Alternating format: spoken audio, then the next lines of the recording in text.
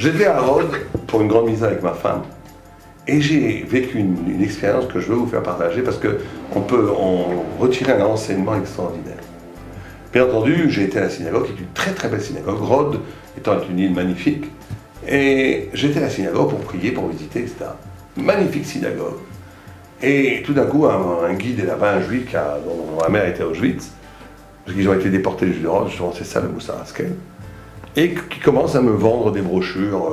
Bon, je commence à en acheter une et je lis. Et je lis dans la brochure une histoire incroyable. Il y avait quand même 6000 juifs à Rhodes, il y a un siècle. 6000 juifs. Et il y avait une yeshiva, une école rabbinique, il y avait c'était vrai. 6000 juifs sur à peu près une population de 30 000. Un Rhodien sur 4 était juif. C'était une petite ville, on l'appelait la petite Jérusalem. Rhodes est une ville aussi faite de châteaux, construits par les chevaliers, par les croisés. Enfin, c'est une île magique. Et donc c'était la petite Jérusalem, plein de juifs. Et l'île a été envahie, colonisée par les Italiens. Et dans les accords nazis, au début, il y avait un gouverneur italien très sympa, qui n'embêtait pas les juifs, impeccable. Il vivait très bien, il vivait en pleine harmonie avec le reste de la population, il n'y avait pas de problème. Tout d'un coup, un nouveau gouverneur est arrivé italien, qui était un vicomte, ou un comte, un maboule, un fou furieux, antisémite, et complètement orgueilleux au point, il s'est fait construire une petite voiture. Quand il passait dans les rues, il klaxonnait, quand quelqu'un écoutait le klaxon, il avait fait promulguer une loi, que même si on ne voyait pas la voiture, on devait s'arrêter au garde à vous. C'est un vrai dérangé de la tête. Et il détestait les juifs. Il a commencé à fermer les yeshivot.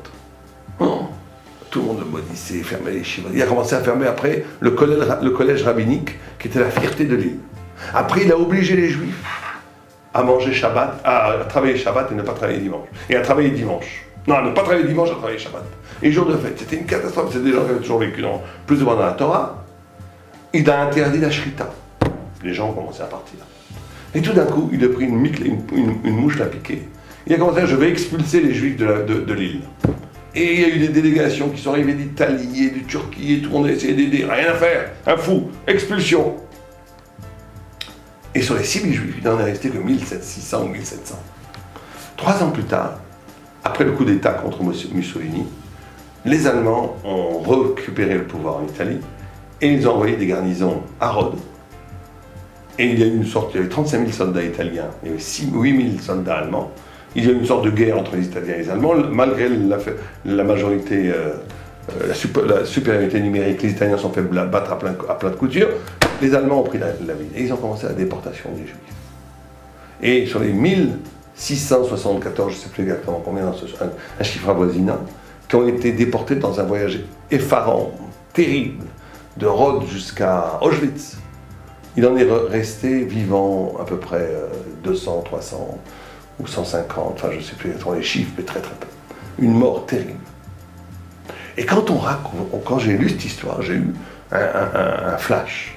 Je me suis dit, c'est affreux Jojo, c'est Italien qui aura son guéhinome, je vous rassure, il ira en enfer, c'est sûr. Il est en enfer, c'est sûr. Qu'il brûle encore plus fort. Qu'il détestait le juif. Mais en vérité, il a rendu un service énorme. Grâce à sa folie, tout le monde le maudissait. Il a sauvé à peu près 4000 à 4500 juifs. Parce que s'il n'avait pas eu ça, eh ben, ils seraient tous restés. C'est pas 1500 juifs qui auraient été gazés et assassinés à Auschwitz, ça aurait été 4500 ou 5500. Et donc, on voit qu'on ne peut jamais savoir le pourquoi et le comment des choses. Un fou, un méchoué, qui arrive et qui commence à haïr les juifs et qui fait des choses tout contre la Torah et tout contre Israël. En vérité, sans s'en rendre compte, il œuvre à la sauvegarde du peuple juif. Et c'est toujours comme ça.